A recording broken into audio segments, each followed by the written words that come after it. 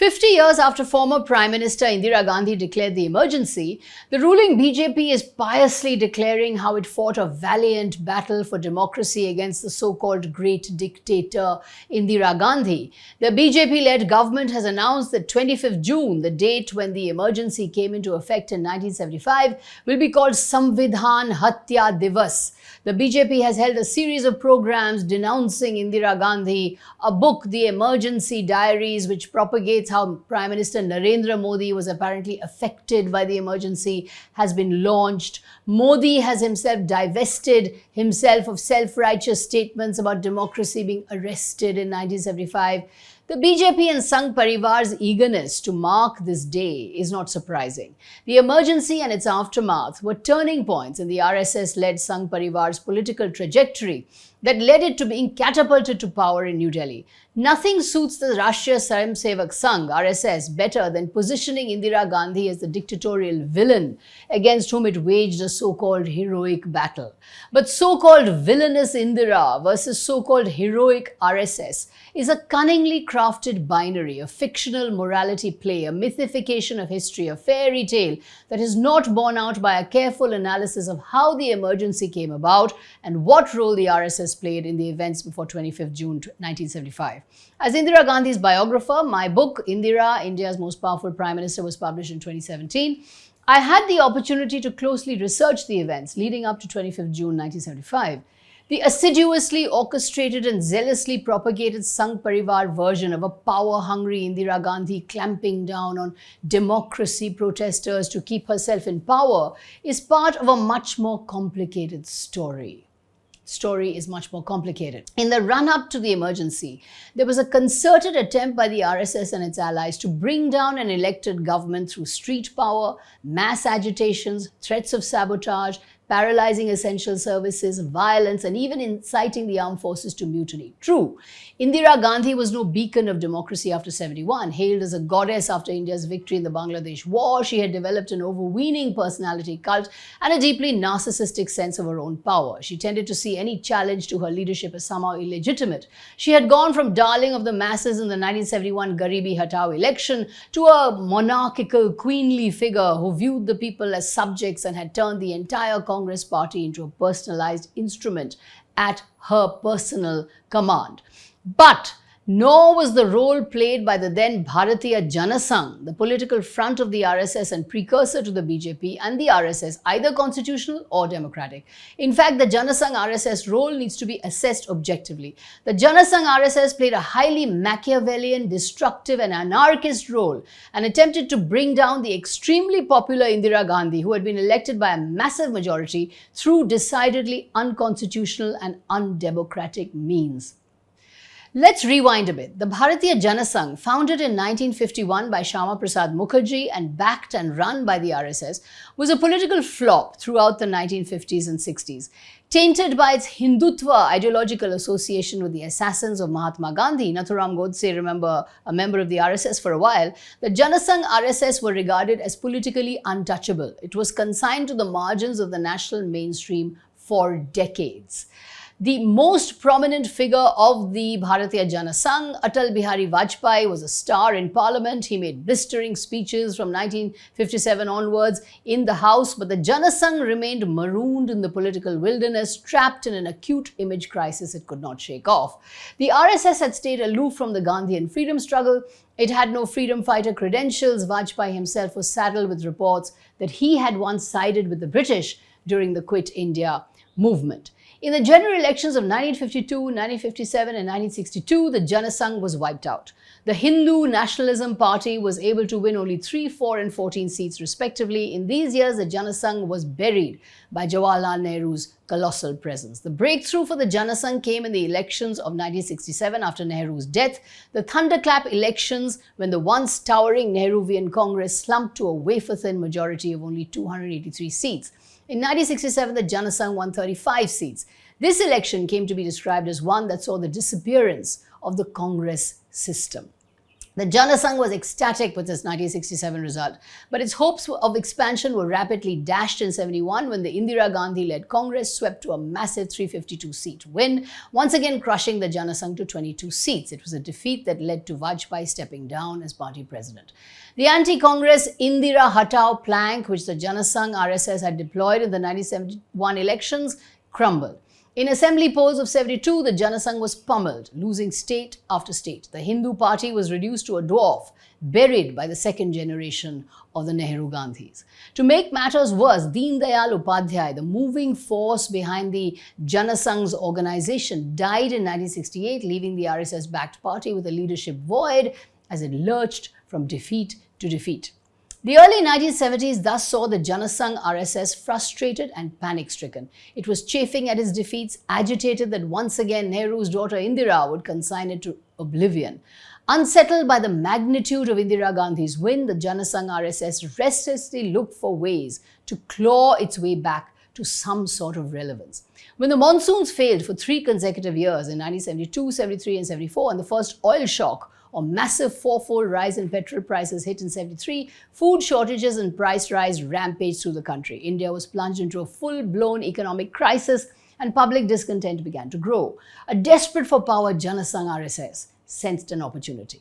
In 1973, MS Golwalkar, the somewhat mystical, non-political RSS Sarsang Chalak, died and was replaced by Balasaheb Deoras or MD Deoras. The hard-nosed Deoras was a more politically attuned figure, keen to push the RSS and Sangh Parivar into a more populist political and activist role. In 1973, the RSS student wing, the ABVP, and the Jana Sangh RSS led violent Nav-Nirman protests in Gujarat.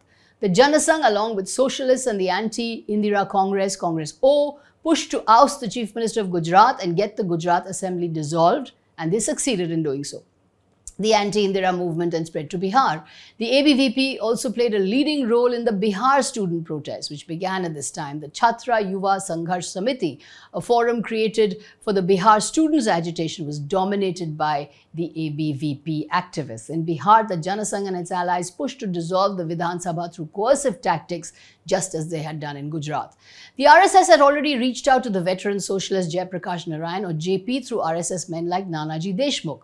JP allied with the Jana Sangh RSS in his quest for total revolution, Sampurna Kranti. This enabled the RSS for the first time to find space in national politics. In JP, the RSS found a respectable leader who could be their bridge to joining the political mainstream. In 1974, the Jana Sangh was already giving open calls for widespread street violence and protest. Our response cannot be confined to a parliamentary level, Vajpayee said in 1974. The war has to be fought in the streets, in the chambers, in the legislatures, in the corridors of power, in all sensitive centers of the establishment. This was Vajpayee's call in 74. Anti-Congress parties are obstructing development, responded Indira Gandhi. Their aim is to paralyze the government, she said. K.N. Govindacharya, an RSS pracharak who would later go on to become a key figure in the BJP, was based in Patna in these years.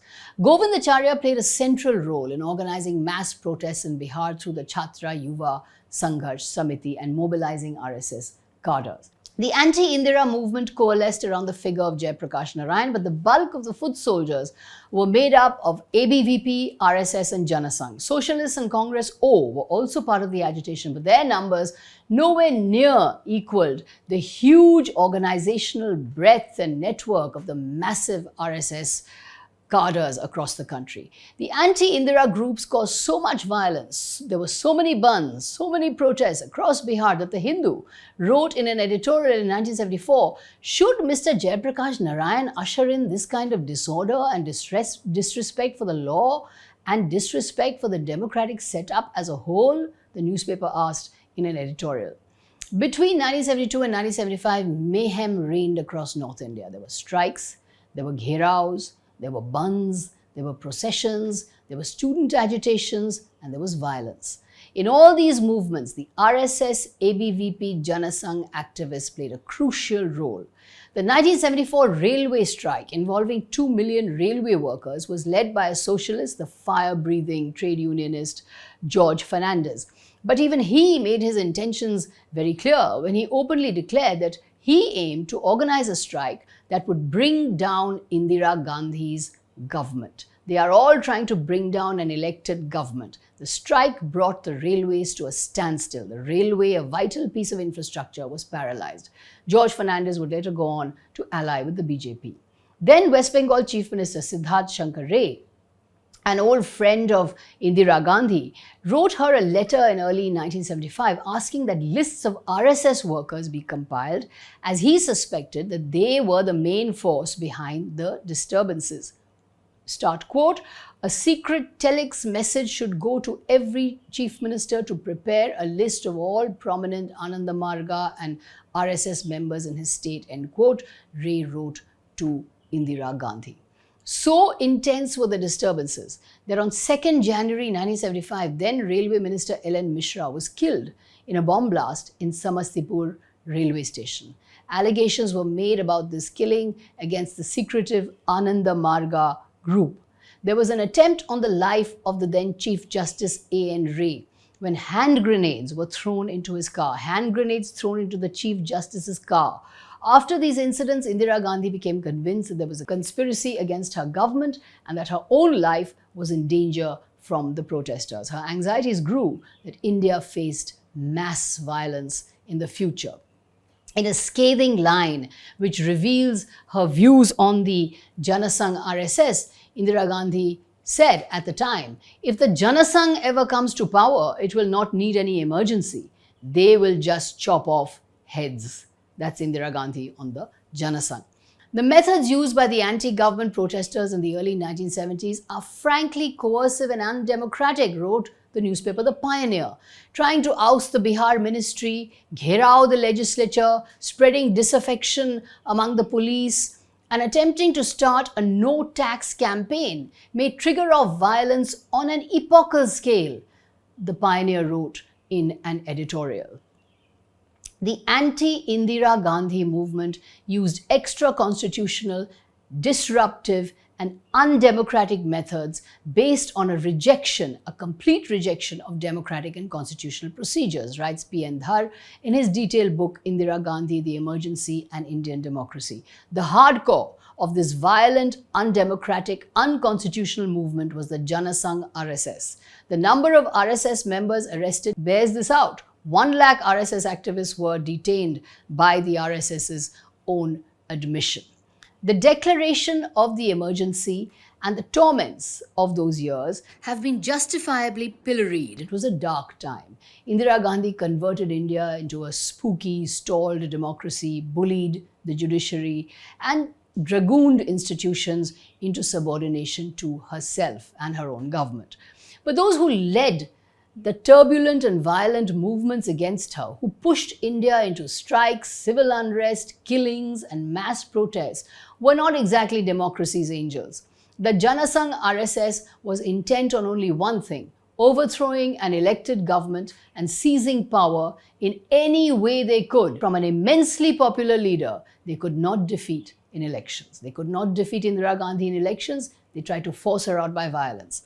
After being jailed by Indira Gandhi, however, the RSS suddenly changed tack completely and began to eat humble pie.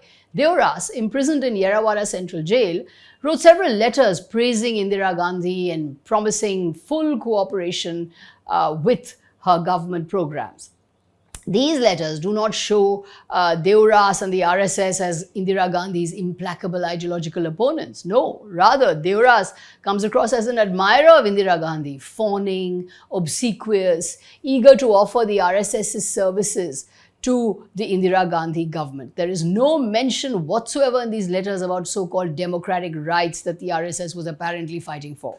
On 22nd August 1975, Diwas writes to Gandhi, "From the jail, I listened with rapt attention to your broadcast message, which was relayed from AIR and addressed to the nation on August 15th, 1975.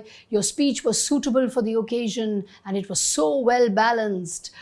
This is my humble prayer to you," Diwas continues to say, "that you shall kindly keep the above in view and please lift the ban on the RSS. If you think it is proper, my meeting with you will be a source of great pleasure to me." This is Diwas writing to Indira Gandhi.